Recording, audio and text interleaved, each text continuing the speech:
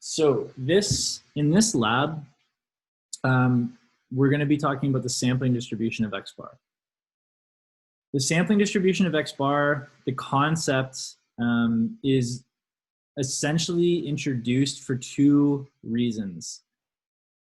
Okay, so if we were to ask the question, why do we need this? Two possible answers would be: one, to describe sampling error.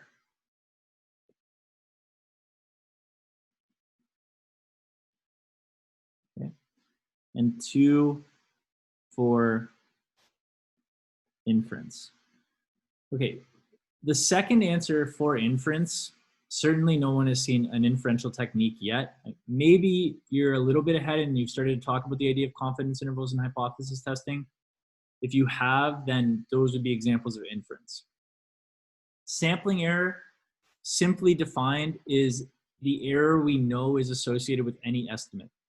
So X bar is an estimate of mu, and associated with X bar is some error, because most often our sample is only going to be a subset of the population. And these are definitions that you will see in lecture, but those are just brief overviews. What we are going to learn how to do today in lab is essentially use R Commander to visualize the sampling distribution of X bar. That's the major objective. And we're going to look at that visualization in two situations: when the population that we sampled from is normal, and when the population that we sampled from is non-normal. All right, a couple of things here. So,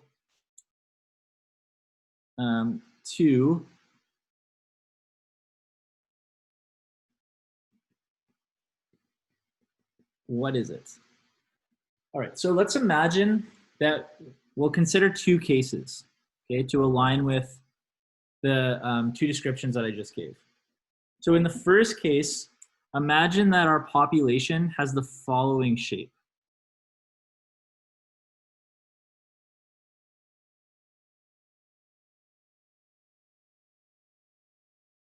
Okay. So we're going to stamp this normal. So let's suppose that the population that we sampled from is a normal population. Okay, so the next thing that we're going to do is we're going to sample from the population, because we want to make a statement about mu. So we want to say something about the population mean, but we can't collect all of the information from the population. We can only collect samples. Okay, so this is going to produce as many samples as are possible. So maybe we'll have sample 1, sample 2,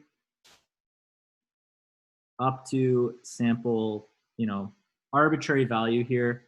It could be hundreds, it could be thousands, it could be tens of thousands, it could be hundreds of thousands. Let's say sample 1,000. This is the number I've been using today. Okay. Each of these samples produces an estimate. So we have X bar 1, X bar 2, X bar 1,000. Right? So we started from a normal population, we collected 1,000 samples, and then we built an estimate from each sample. The sampling distribution is the distribution of these samples. Okay?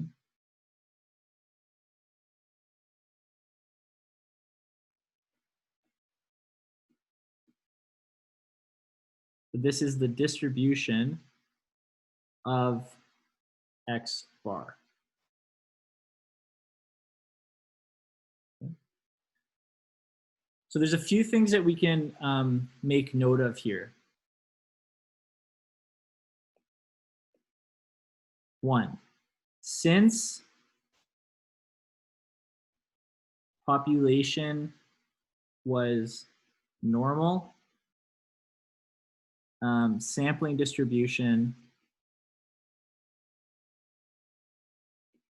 is also normal. Okay, so if we start from normality, so if our population is normal and we collect samples, our sampling distribution of X bar will also be normal. Two, the mean of all the means is equal to mu, and the standard deviation of all the means is equal to sigma over the square root of n. These are two definitions that you will also get in the lecture. You can just think of these as rules or properties or, well, mathematical definitions. Okay, so these are true under any circumstance.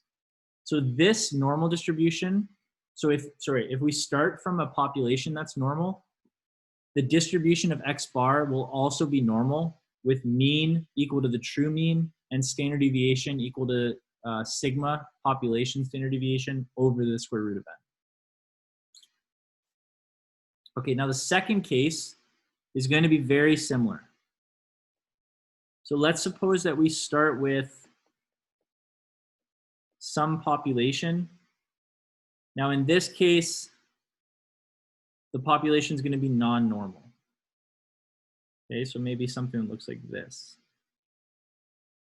And then we'll stick mu here, for example. All right, so we're going to label this non-normal. Now the process that we use to collect estimates isn't going to change, right? So we're going to start by collecting our samples.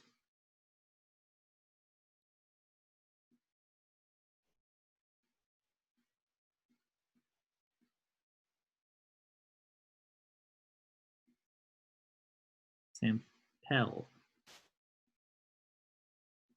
Okay. Then we're going to produce our estimates.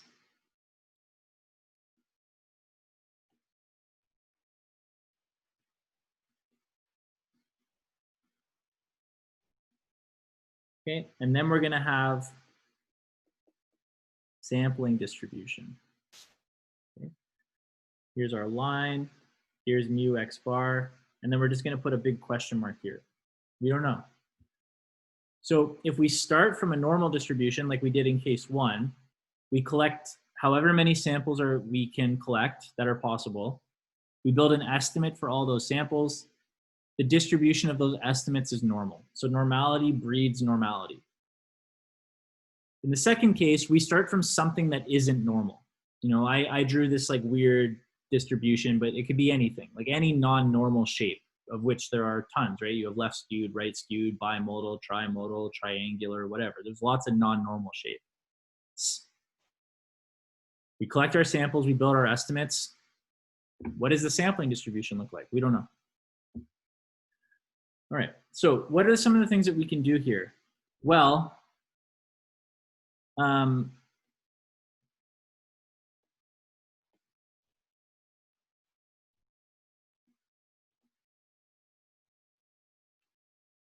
the only real thing we can do is collect enough information, okay? We have to collect samples, and I'll write this as my answer.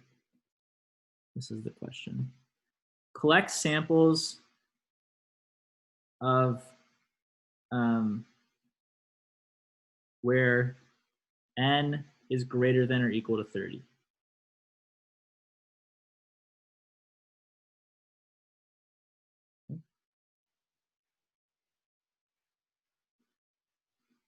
Why? Central limit theorem.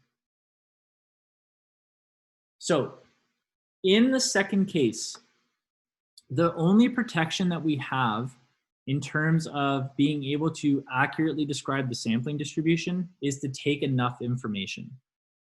The central limit theorem tells us that if our samples have size of at least 30, the distribution of x bar will be approximately normal. So in the second case, the only real thing that we can do is collect enough information. And in this case, again, enough just means each of those samples, so each of the estimates, x bar 1 through x bar 1000, those need to be calculated using samples where we have at least 30 observations. Finally, it's worth noting that note 2 from above, that is still true, okay? So this part here,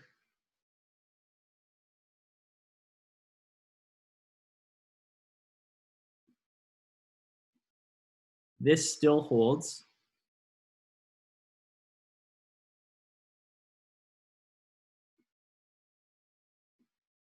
Okay. But note 1 in this case does not.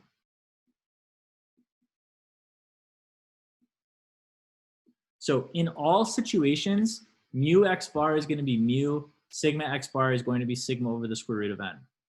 If the original population is normal, the sampling distribution of x bar is also going to be normal, no matter what the sample size.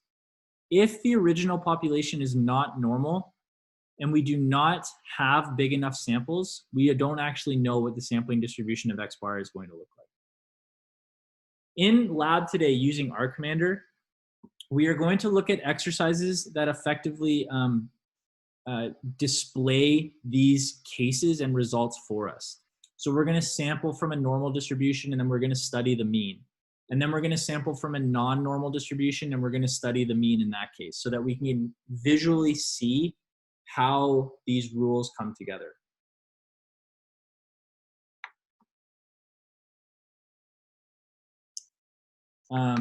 Okay. So let's, any questions about the concepts, and then we'll flip over to R Commander.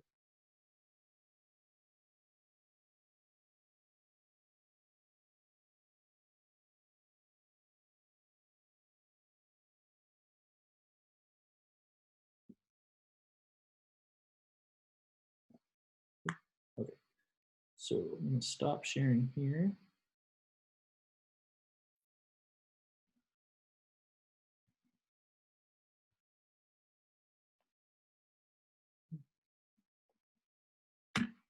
Move this.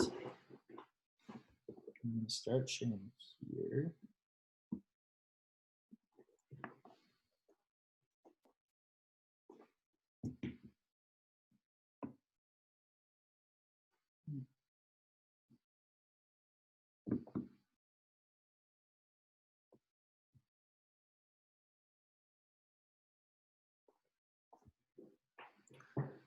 Okay.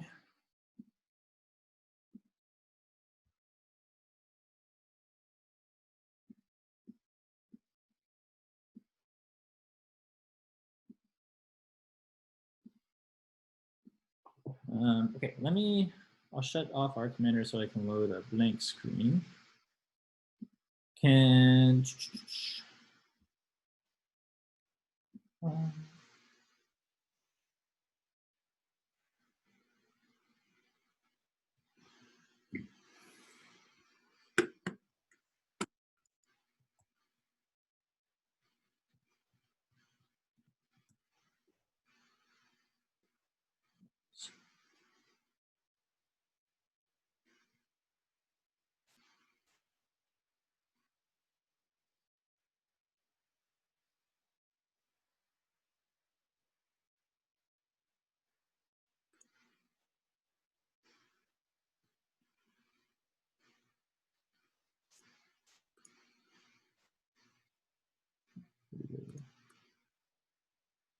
Right.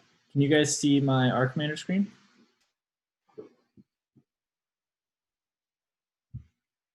Okay. All right, so we're going to work through exercise 12 and exercise 13 from the demo questions. So these two questions, again, they're meant to illustrate they're meant to help us visualize the sampling distribution of X bar using a normal population and a non-normal population, respectively. So in 12, the question reads, use software, so R Commander, to generate a data set of 1,000 observations, generate 1,000 samples with 4 observations each. Okay, so our sample size is n is equal to 4, and we're gonna have 1,000 samples. So this will produce 1,000 X bars. The population mean is equal to 1,000. The population standard deviation is equal to 24. And we're told to use a random seed of 2, 3, 4, 8. The seed is used to make the results from machine to machine consistent. If we do not set a seed, my results will be slightly different from your results, who will be slightly different from the next students, slightly different from the next students. So by setting the seed, we are effectively just making the generation process consistent across all of the different computers that we are using so that our results should be identical.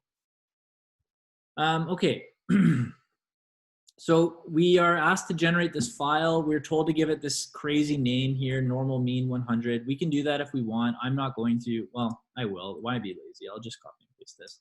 So we're told to give it this name just so that we know what the parameters are.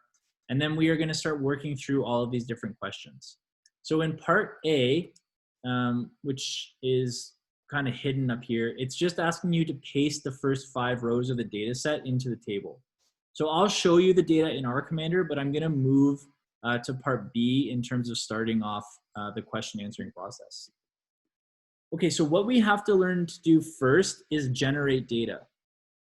So in R Commander, in this case, we're generating normal data, right? So in the question, we're told generate 1,000 samples of size 4 from a normal parent population. So we're generating from a normal distribution. So we click distributions, continuous, normal, sample from normal. So this is the way that we would generate from a normal distribution. Notice that for all of the continuous distributions, you have the same option.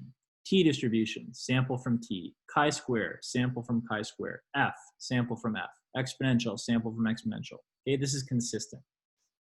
So normal, sample from normal. What we do here is we enter the name of our data set. Oh man, okay.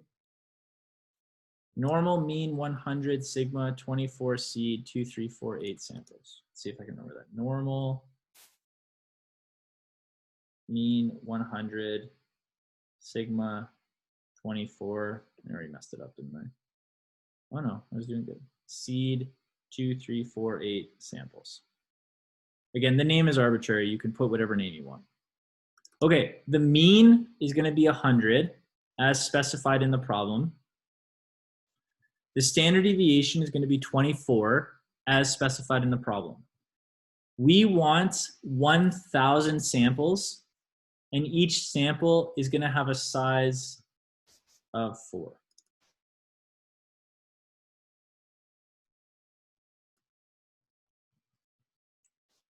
All right.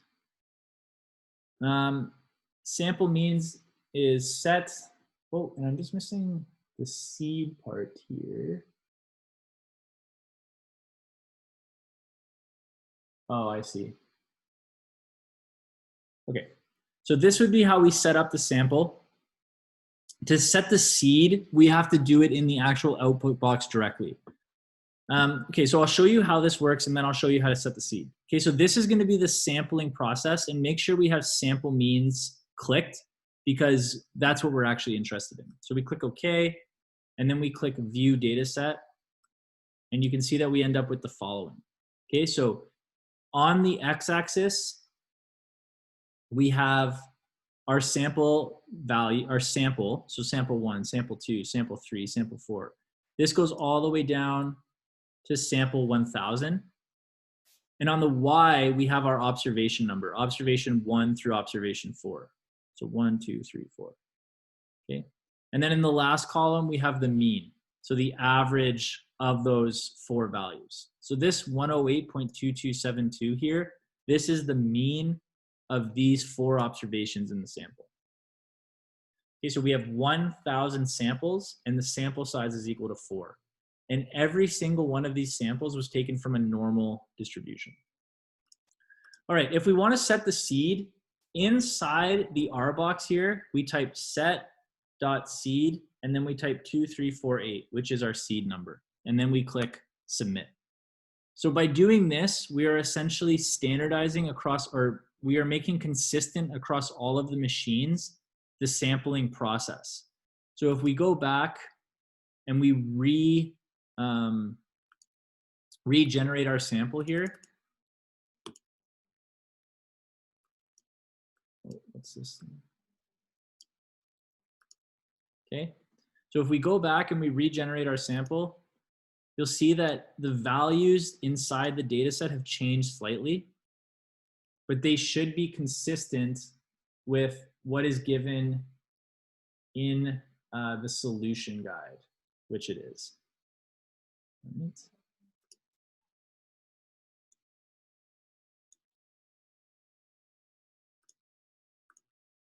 Any questions about that? So those are the two, actually the only two like new things that we really need to learn how to do are generate data. So we have the seed being set to make the generation process consistent. And then we have the process of generating data, which is just filling in the table inside distributions, continuous, normal, sample from normal.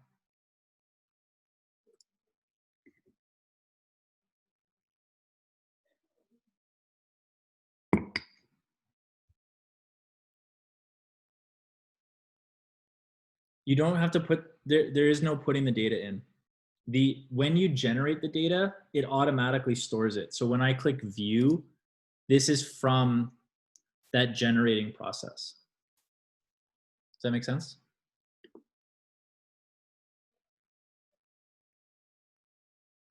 No, you should if you want to set the seed, you set the seed first and then you generate. Yeah, so the process would be set seed and then generate.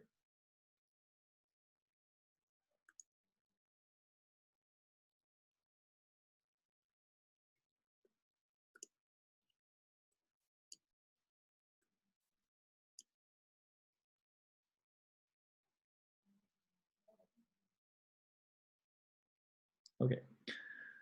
So now that we have our data generated, we can start to work through these exercises. Again, the idea here is just to visualize that first case. We started from a normal distribution that was centered at 100 with standard deviation 24. We collected 1,000 samples, and for each of the samples, we have 1,000 means. And now what we're going to do is we're going to study the shape of the distribution of the means, okay? Which we know should be approximate, which should be normal because we generated from a normal data set. So first thing, 12B, it says, recall that a sampling distribution of sample means when taking all possible samples of size 4 from a population with mean and standard deviation will have the following mean and the following standard deviation. Okay, so this is kind of a wordy question, but it's just saying, what should the true mean and the true standard deviation of all of the X bars be equal to? So this answer here is just going to be 100 because the mean of all sample means is 100. And the standard deviation is going to be equal to 24 divided by the square root of 4.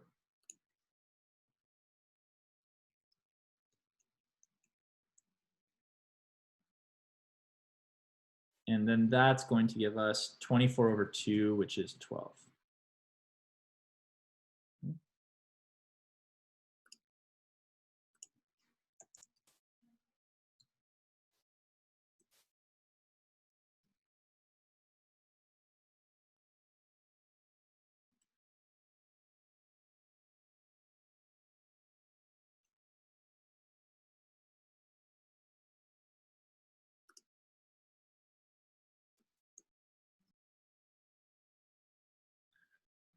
Okay. So these are just two properties or formula that we would learn about in lecture. Okay, use R commander to calculate the mean standard deviation of our 1,000 sample means. So what we are being asked to do here is find the mean of all of those sample means that we just calculated. So we go back to R commander, and what we're doing here is applying early tools from the beginning of the course. So we're gonna click statistics, summaries, numerical summaries, and then we choose the mean. And that gives us the following, okay? So in this case, the mean is equal to 100.3076. The standard deviation is equal to 11.6581. The minimum value is 65.17225. The first quartile is 92.41508. The median is 99.97. Notice how close that is to 100. The third quartile is 108.12. The maximum is 137.729. And our sample size, or the number of means, was equal to 1,000. right? So this is the major value that we are looking for in this case. Now notice that for our thousand samples, the mean of all of those means is 100.3. The true mean of all of the sample means is 100. So we're very, very close to that value. So for samples of size 4, we're actually quite close. We're only off by 0.3076 of the true mean. The standard deviation of the X bar is 11.6581.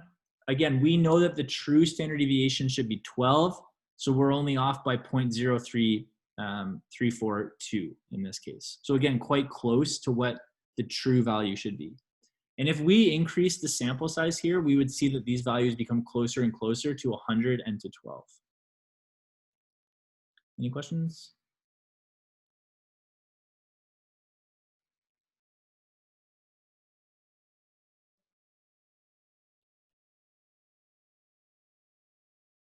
Oh, yeah. Okay, so in part D, we're just being asked to reiterate this process. So we can say the mean of the 1,000 sample means is very close to mu equals 100. In this, for the 1,000 samples we collected,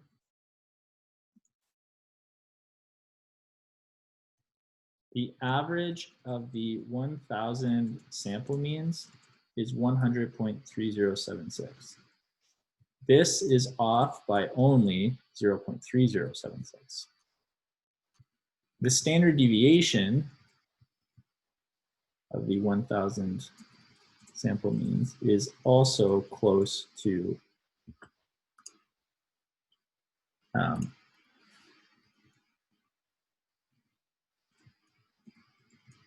in this case, the 1,000 samples produced a standard deviation equal to 11.6581, which is off by only 0.3419. Okay. So in both cases, our estimates from the 1,000 samples are off by about 0.03, right? So we're in the neighborhood of what we would expect the true mean and the true standard deviation of the sample means to be equal to. It's a very wordy unit. Okay, so now we're going to start to study the shape. Use the software to create a frequency histogram of the 1,000 sample means. This histogram will approximate the shape of the sampling distribution for all possible samples of size 4. Comment on the shape of it. Does your graph appear normal? Why or why not? Okay, so again, our population is normal. So the mean or the distribution of all of our sample means will also be normal. So the histogram that we are about to build should look normal because of what we sampled from. So to build the histogram, like we did before, we click on graphs, we go to histogram, and then we choose mean, and we click OK. And here's our histogram. Okay, so this looks pretty normal. I think that we can all agree. You can see the mean of 100 here, and we can see that we have an approximately bell curve shape around the mean. Okay. So if we save this, we can pop this into our file.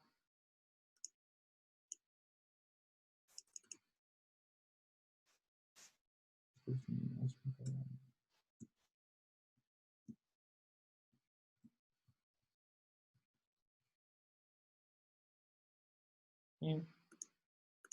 So if we go here, insert, picture from file.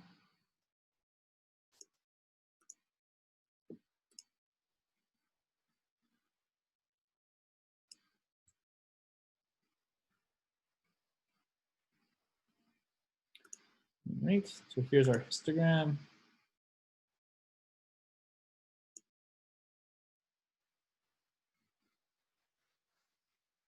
Let's just pop this down to the next page.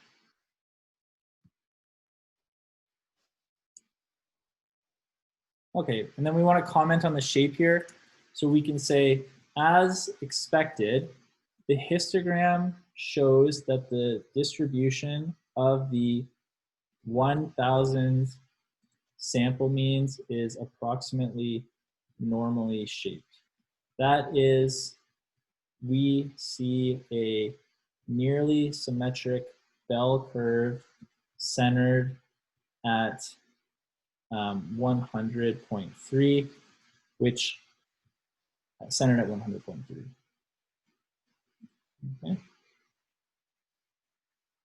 So what we've done here is we've just visualized the distribution of those means. And because we sampled from a normal population, we would expect the histogram of all those means to also be normally shaped. And this is what we can see. Use software to calculate the median of your 1,000 sample means that you've generated. Does the median of the sample data set appear to be close to 100? So remember that if the distribution is symmetric, the median should be very close to the mean. They should be identical, actually, based off the rules we established earlier in the course. So from the summary output we have above, we can show that the median here is equal to 99.97, right? So this is very close to the sample mean. So we can write the median is 99.97404, which is very close to 100.3076, which is very close to the true, or to the mean of the sample means, mu equals 100.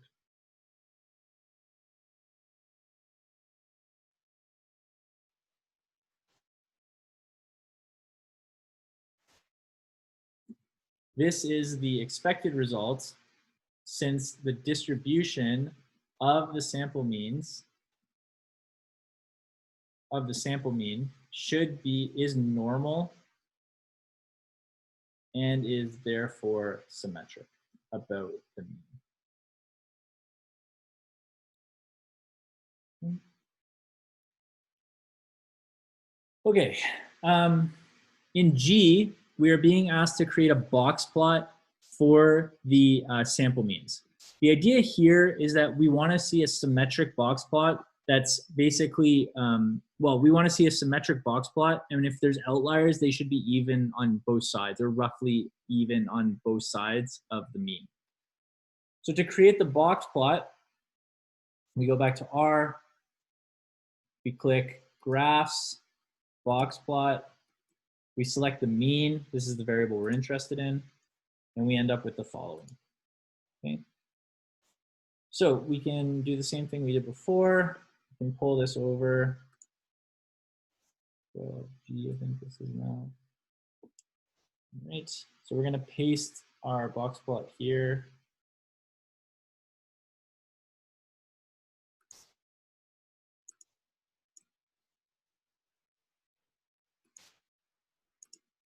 Nice. So insert pictures from file, P.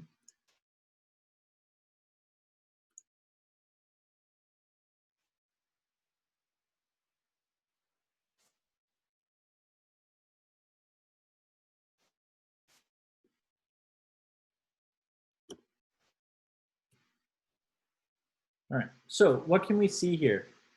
Well, we can see that the median is right at very close to 100, 99.97.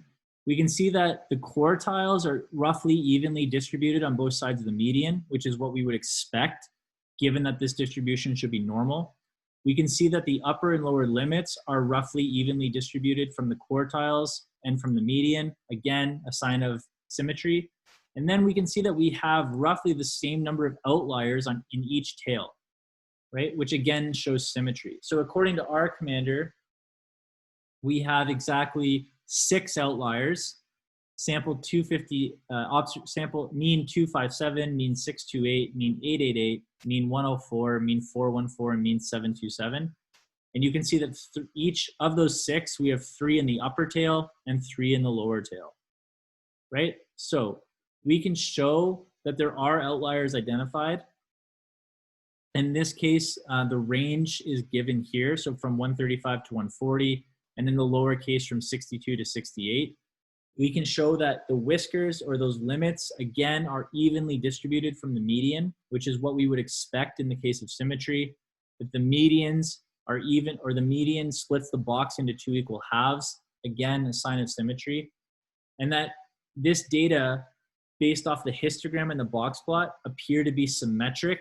And in that case, we could say non-normal, since we have this evidence of symmetry.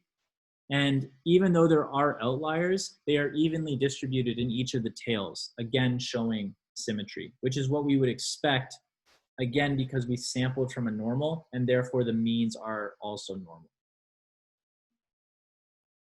Any questions so far?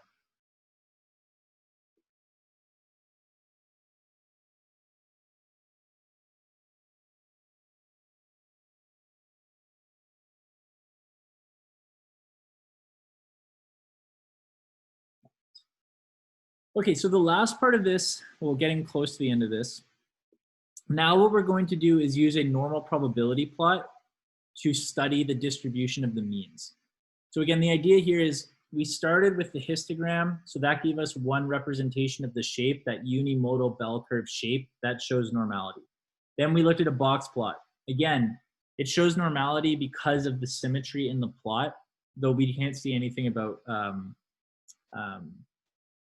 modality in that case. Now what we can do is we can use a visualization that is meant to determine if a set of data is normal. So in this case, we click graphs, quantile comparison plot, we select mean, and here's our sample. Now what we can see here is that this data fits very tightly to that solid blue line in the middle. And as we talked about last week, this is truly a sign of normality, because what we would expect are the observations to sit perfectly across that line. Now you will notice in the upper part of the plot here, so from normal quantiles 2 to 3, there is a little bit of variation about that line, but it's not outside those dotted bounds, and it's still quite close to that solid blue line. So we would, even though this is a little bit concerning and shows some upper tail activity, it's not enough to say that the data is non-normal. So again, we can take this plot.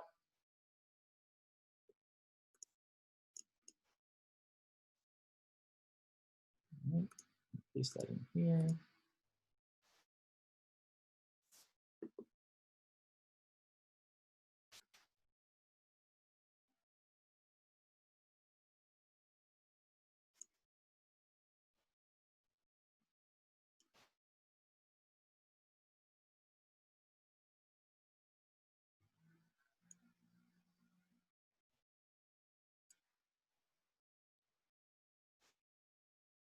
Okay. So does the plot that you created suggest that the data is normal? We can write again here, yes. Since the observed means are linear with the normal quantiles, this suggests that the data is normal. Okay. Pretty straightforward explanation there. We're just looking for linearity between our observed means and the quantiles of the normal distribution. Right, so again, question 12 is an illustration of the first case. It's showing basically that if we sample from a normal population, we can expect the distribution of those means to be normal. All right, in K, IJK. Oh, I see, okay. In K, we are asked, why were the means of those 1,000 means and the standard deviation of those 1,000 means not exactly equal to mu and sigma over the square root of n? Well, here it's because since we only constructed samples of size n equal 4, there is an error associated with each of the sample means. So it is not surprising that the mean of the observed sample means and the standard deviation of the observed sample means do not equal 112 exactly. Okay, So the reason why we are not exactly equal to 112 is because we only have 4 observations in the sample. If we increased the sample size from 4 to say 10 or then 20 and then 50, then 100, we're gonna get closer and closer and closer to that 112 mark that we would, that mark the true values of the population. So in L, it asks if we have a normal population and we sample from that and we increase the samples of size n, what will we find? So as n increases, the normal distribution that represents the sampling distribution of the mean will center exactly at 100, and the tail and the spread of this distribution will decrease. That is, the shape of the distribution will have tails that are very small and close to the mean. So basically what's gonna happen is as we increase our sample size, instead of having a normal that looks like this, the tails are just gonna come in and come in and come in. It's still gonna be a normal distribution, but we're gonna just get closer and closer to the mean. In this particular case, the tails will converge, or the standard deviation should converge to the true value, which is 12. Okay, so we're gonna come in until we get to a standard deviation of 12, and then whatever that shape looks like is what the distribution of X bar should look like.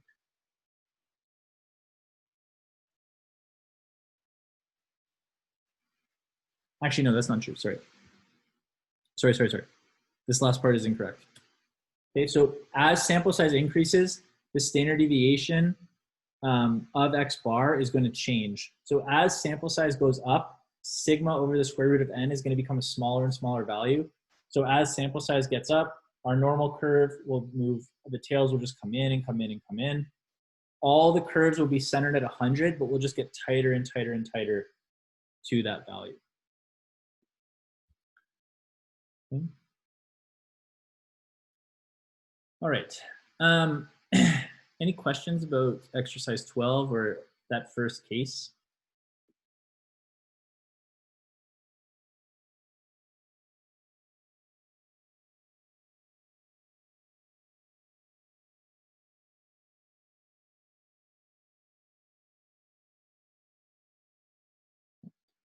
Okay, so in exercise 13, we are just repeating what we did in exercise 12, but we're starting with a chi-square. The purpose of this exercise is to demonstrate that when the samples are not big enough, so in this case, not greater than or equal to 30, the distribution of X bar is not necessarily going to be normal. So it's very important that we either know the population is normal or we collect enough information that the central limit theorem will take over. So the starting point for this question is basically exactly the same as it was before.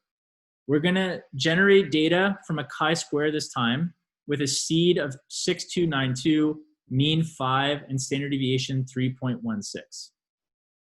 So we go back to our commander, we click distributions, continuous, chi-square, sample from chi-square. So here we're gonna have chi-square, what is it called exactly? Chi-square seed 68 6292, or no, we'll go chi-square mean 5 sigma 316 seed 6292 sample. Okay. Oh, and degrees of freedom 5, right? So that makes sense. Oh, I see. Sorry, I made a mistake. So we don't need any of this extra stuff. We just need the degrees of freedom. So we're gonna have chi-square df 5 seed 6292. So when we are generating from a chi-square distribution, the only thing we require are the degrees of freedom. So in this question, our degrees of freedom are 5. Again, we want 1,000 observations, and we would like to see a mean of 4.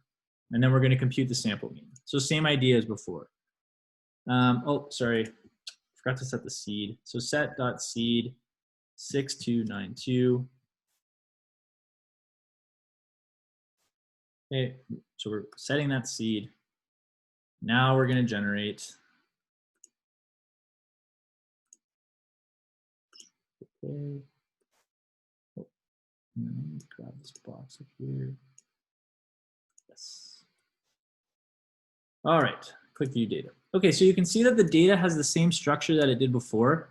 The only difference here is that we generated from a non-normal distribution. So we generated from this chi-square distribution. All right, so it asks us the same questions that it asked before. So if the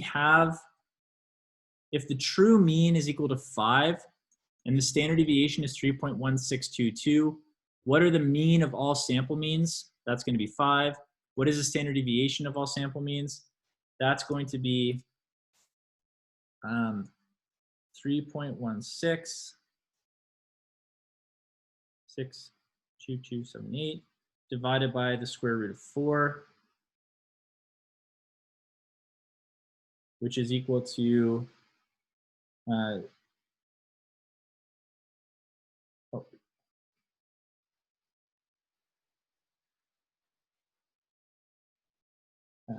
1.581139.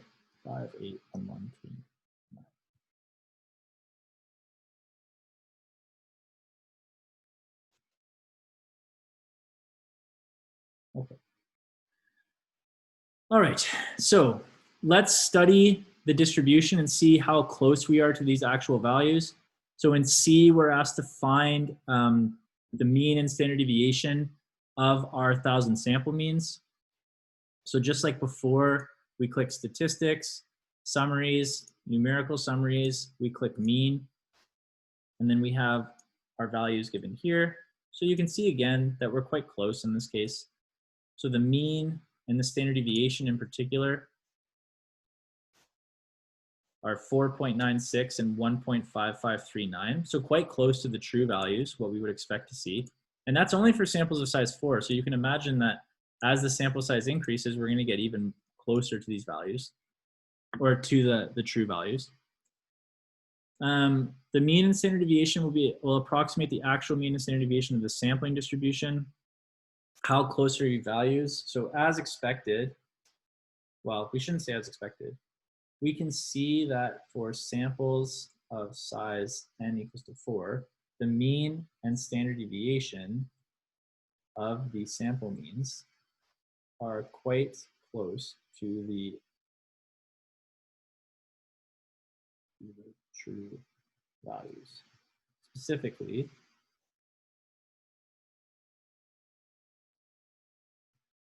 our estimate of mu of the mean is 4.968, and our estimate of the standard deviation of the sample mean is 1.581129.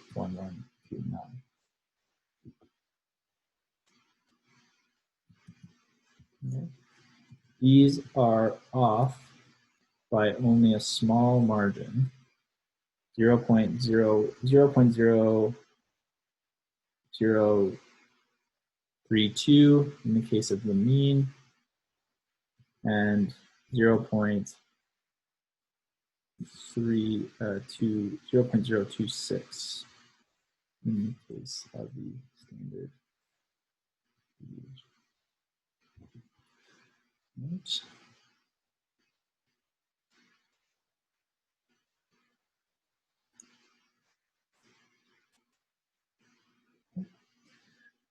Okay, so now we're going to be doing all the same things that we did before. We're going to create a histogram, we're going to comment on the shape, then we're going to build a box plot, we're going to comment on the shape, and then we're going to build a normal probability plot and comment on the shape. Okay, so the idea here is to see what happens when we sample from something that isn't normal and then study the distribution of the sample means. So we can already see that empirically, even though we sampled from a distribution that isn't normal, we have a mean and a standard deviation that are actually still quite close to what we would expect. So those formula that we have developed, those are still going to, or the process of taking averages and standard deviation, those still return estimates that are quite good. But what about the actual shape of the distribution? So what does the distribution actually look like? Okay, so we start with our histogram, and we get the following. So we can already see here, well, if the mean is 5, which is located right about here where my cursor is, we clearly have right skewness, right? So this doesn't look to be very normal.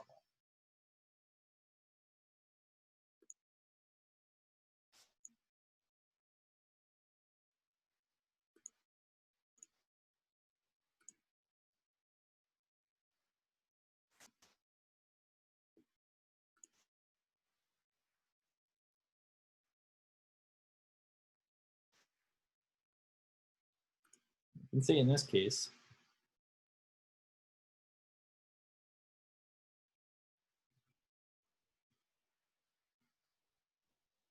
so for the sample data, the distribution of the sample mean appears to be right skewed.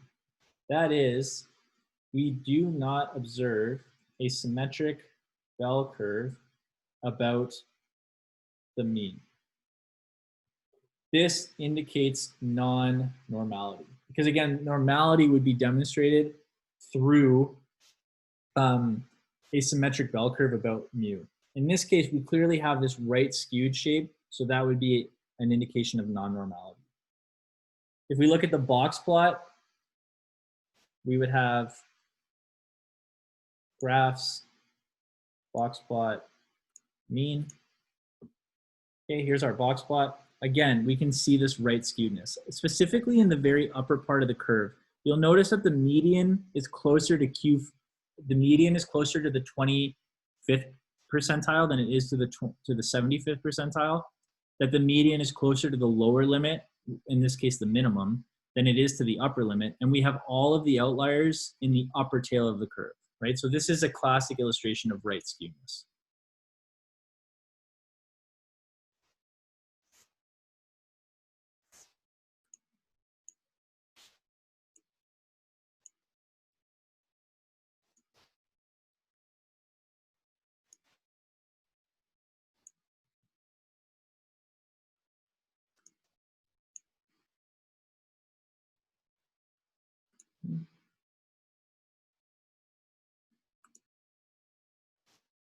Ah.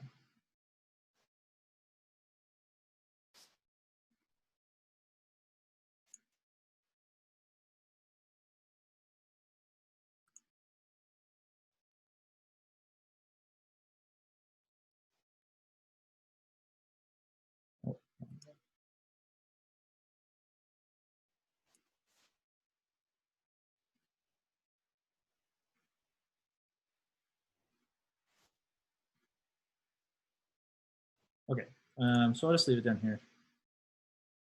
So here's our box plot, and then in evaluating the box plot, what do we notice? So report the scale of any outliers. All outliers are in the upper tail between values of 9 and 12. 2, the whiskers are not evenly lengthed, are not relatively equal. We can see that the lower whisker is much closer to the median than the upper whisker. The box is not evenly split. Again, is not evenly split. The median is closer to Q1 than to Q3. Yes, this box plot indicates the data is non-normal as it reveals a right skewed shape. Okay, so what are we observing here? in the first question, we started from normality. We ended up with a distribution of the sample means that look normal. In the second question, we started from a chi-square, which is a right skewed distribution. For samples of size 4, the distribution of the sample means is approximately right skewed.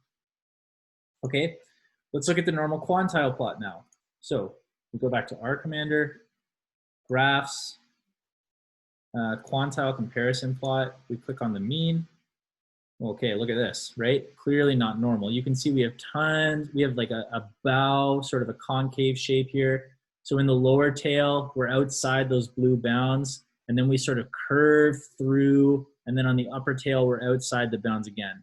So we have sort of like a moon type shape, not linear with the blue line as we would expect to see if it was normal. So this is showing that evidence of skewness.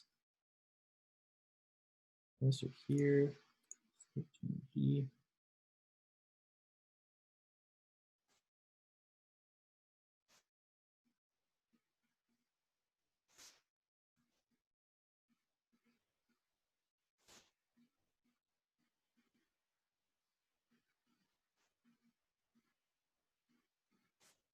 All right. So does the probability plot suggest normality? I have lots of room. Maybe I can get this all on one page.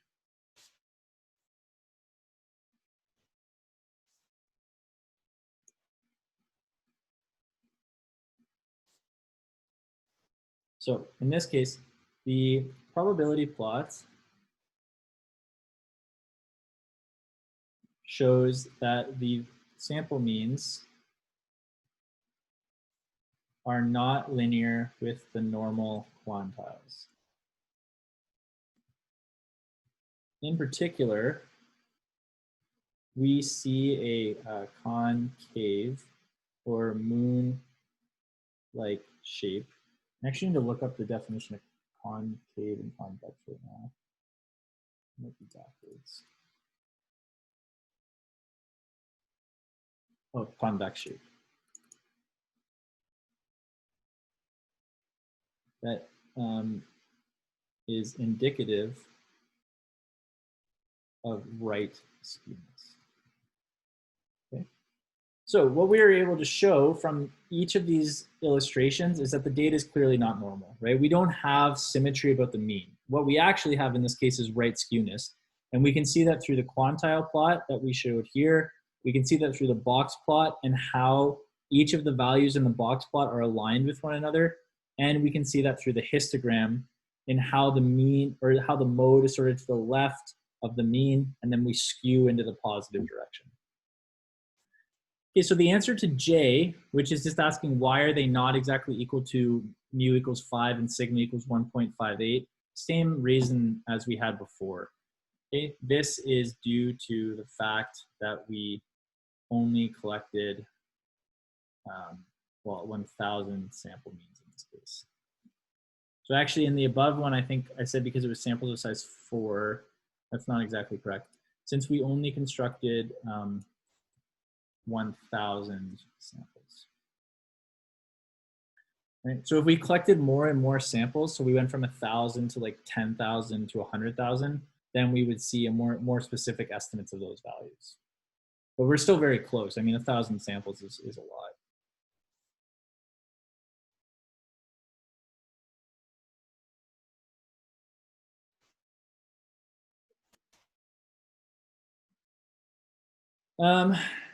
If we have a chi-square parent population and we examine the shape of the sampling distribution of all means, what will we find? Consider different values of n in your answer. Did you find?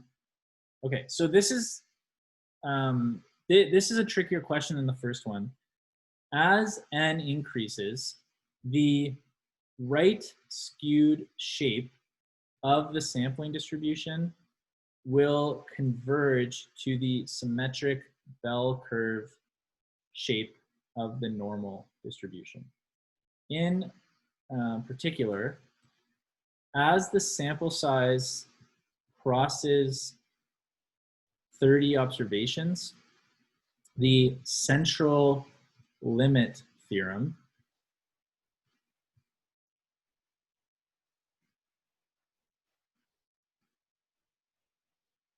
will take over, and we will again observe, or we will observe a sampling distribution that is normally shaped, or that is normal.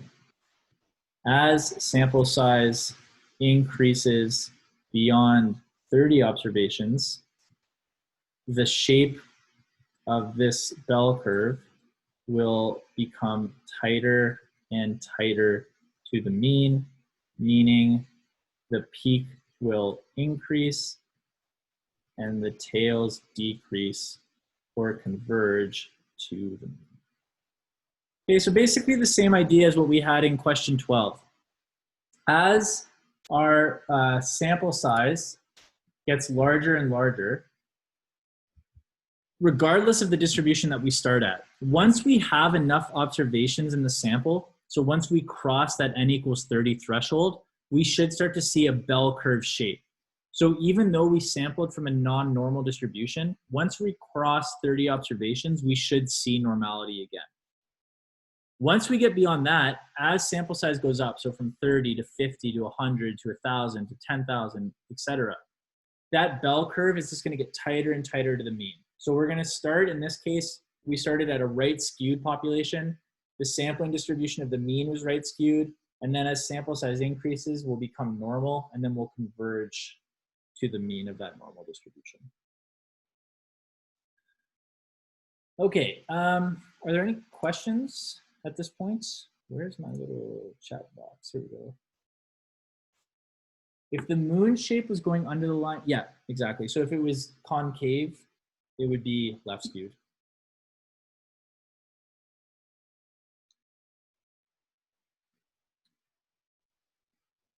Okay, so question 14 is exactly the same as question 13. The only difference is that we're now collecting samples of size 36. So we're starting from a chi-square, and instead of using 4 observations, we're going to use 36. And the point here is to illustrate the central limit theorem.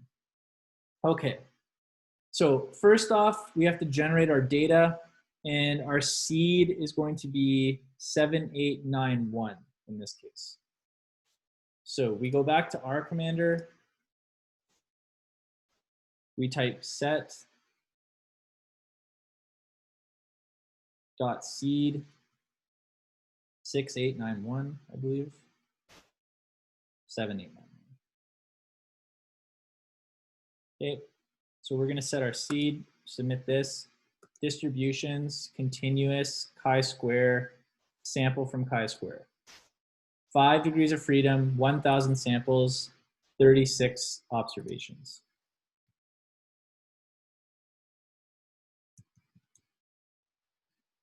Okay, let me click OK. All right, so here's our data.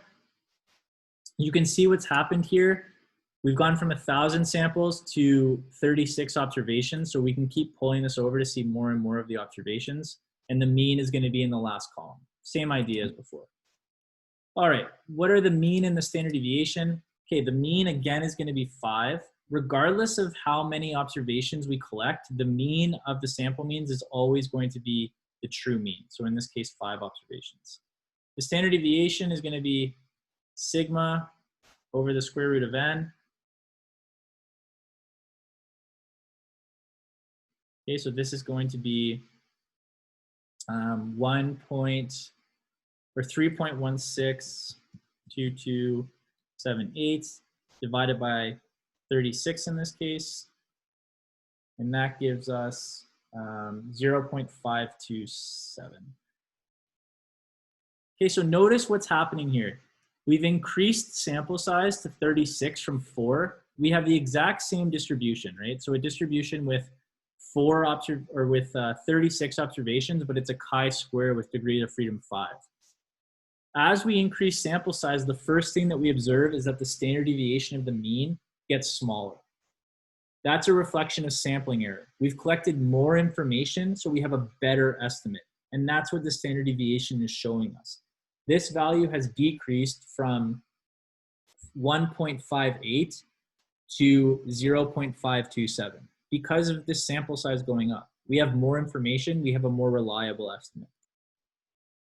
Okay, find the means. Okay, so we should see the same result that we did before. We should see a mean that's very close to 5 and a standard deviation very close to 0.527.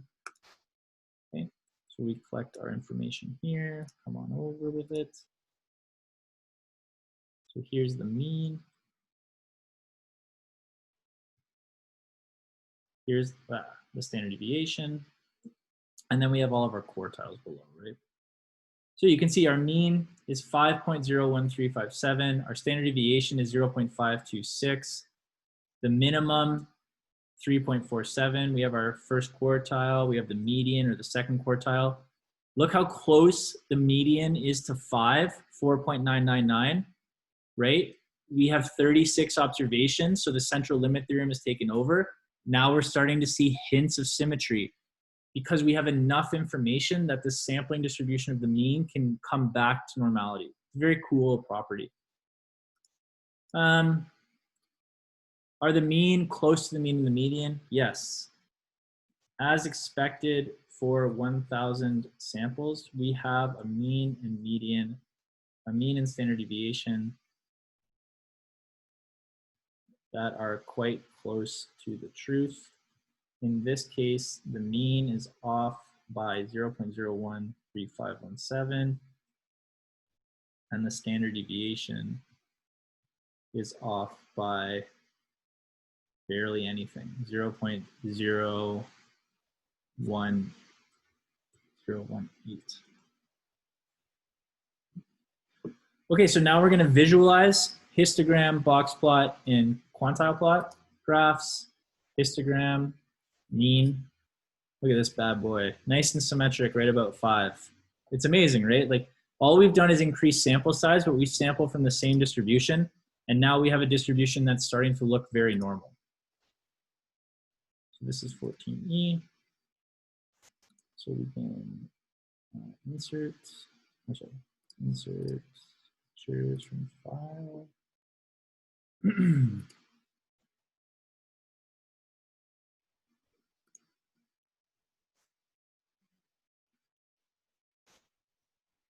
Right.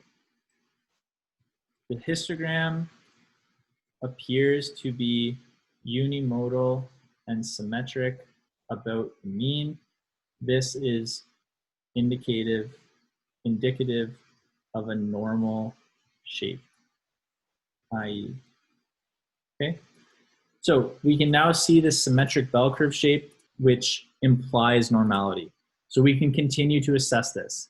Now let's build the box plot and see what the box plot shows us. So if we go to R Commander, graphs, box plot, mean, click OK. Okay, we can see here that we're getting closer to normality than we were before. We still have a bit of upper tail activity, so it's not exactly bell curve. We have 4 outliers in the upper tail and 1 in the lower tail.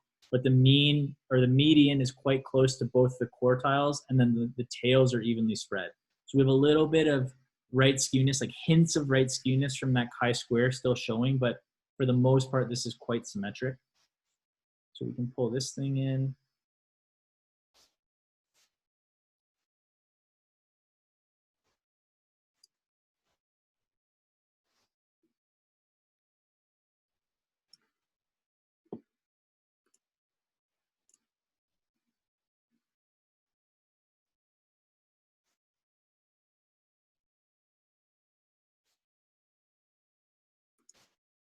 Where's the bottom part of my box here?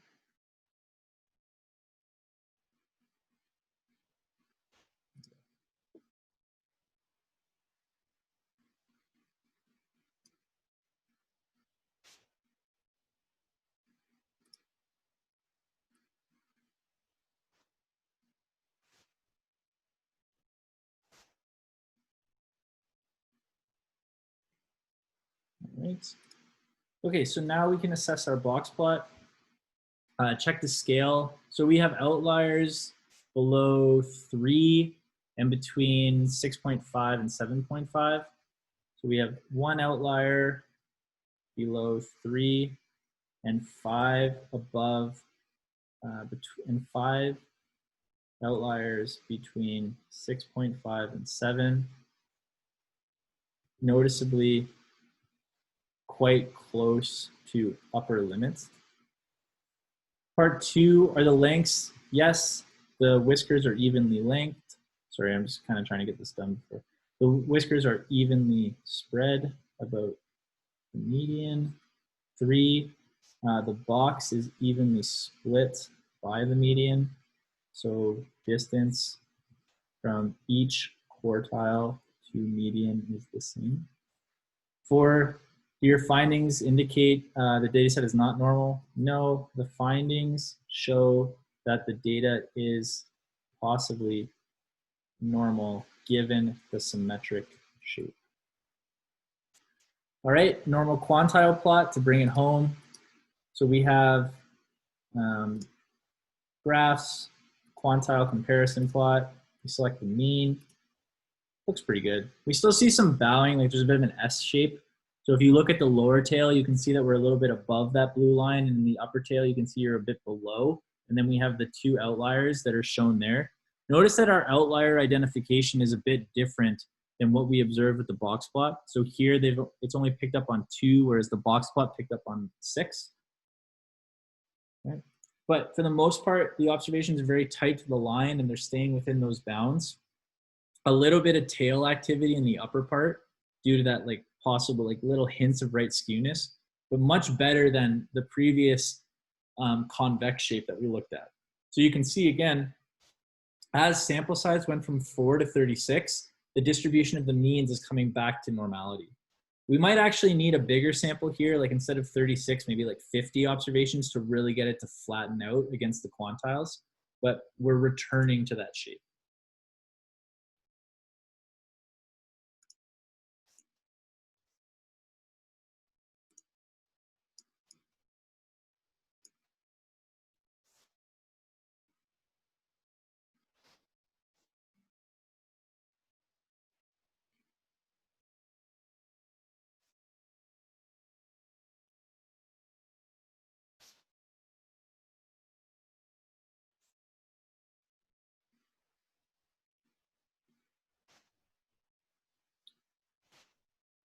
Okay, so the normal probability plot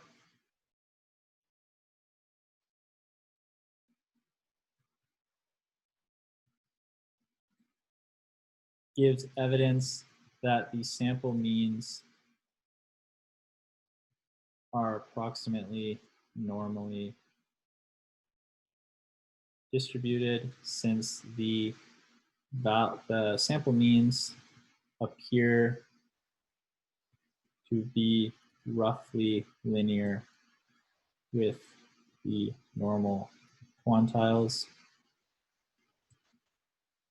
Notably, there is little evidence of extreme curvature or departure from linearity. Further, 2 outliers.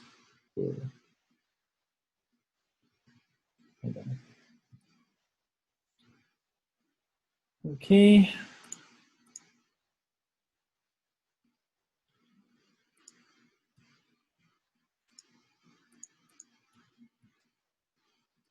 Okay, so why were the mean and standard deviation not exactly equal to? Again, because we only collected 1,000 sample means. If we collect 2,000 or 5,000 or 10,000 sample means, we will see estimates that are closer to the true values. Part K, this is the exact same answer as what we had in 13, okay? So I'm just gonna copy and paste that. Like basically just the same idea. As n increases, that right skewed shape of the distribution will converge to normality. In particular, we will see that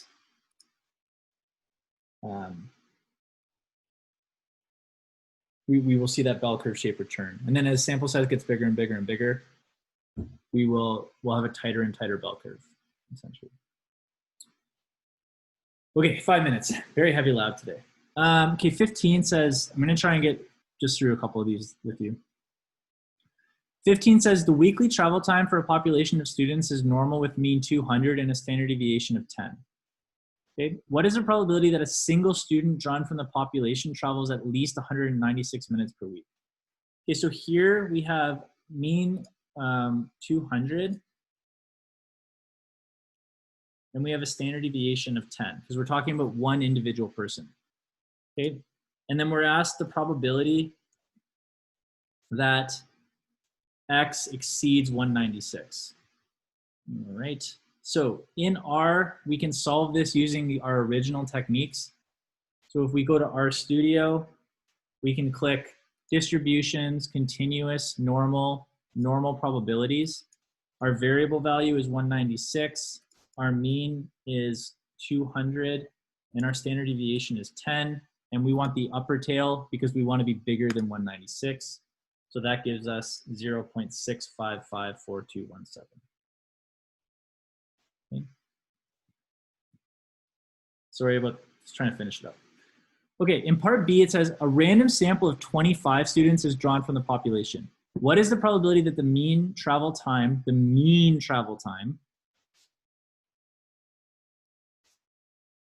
is no less than 196? So here we have 200. Our standard deviation is 1 over the square root of 25, or 10 over the square root of 25, which is equal to 2. So now that we're talking about the average travel time, that changes the distribution. So here we have 102 as the distribution of the mean. So now we have probability X bar exceeds 196. So we go back to our continuous normal probabilities. We change this to 2. And now we have 0.977. Okay, so you can see the effect of that change.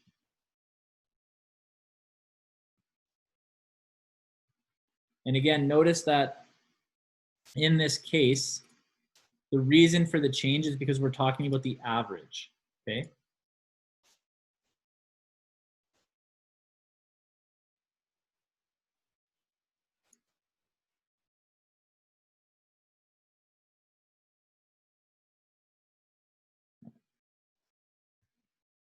Okay, suppose that the population above was an unknown shape. Explain why or why not you would feel comfortable calculating the probabilities.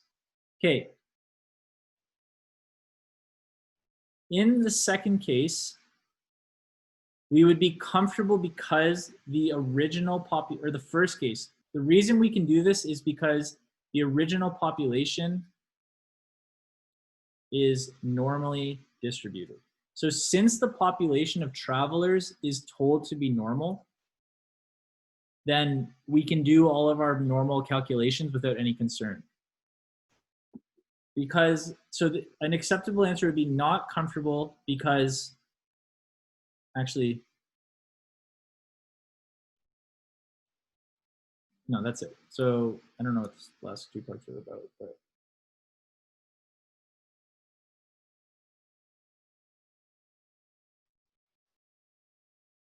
Yeah, this is, so that would be the answer in my case.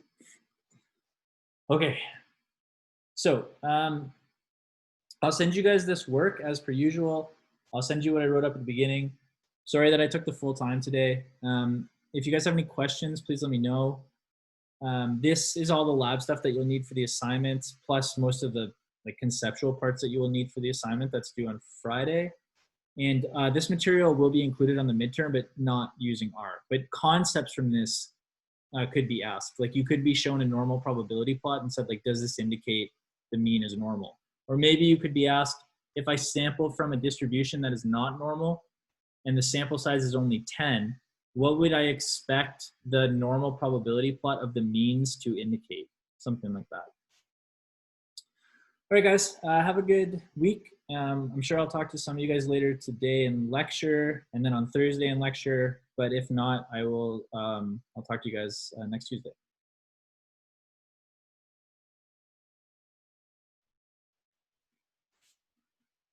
YouTube.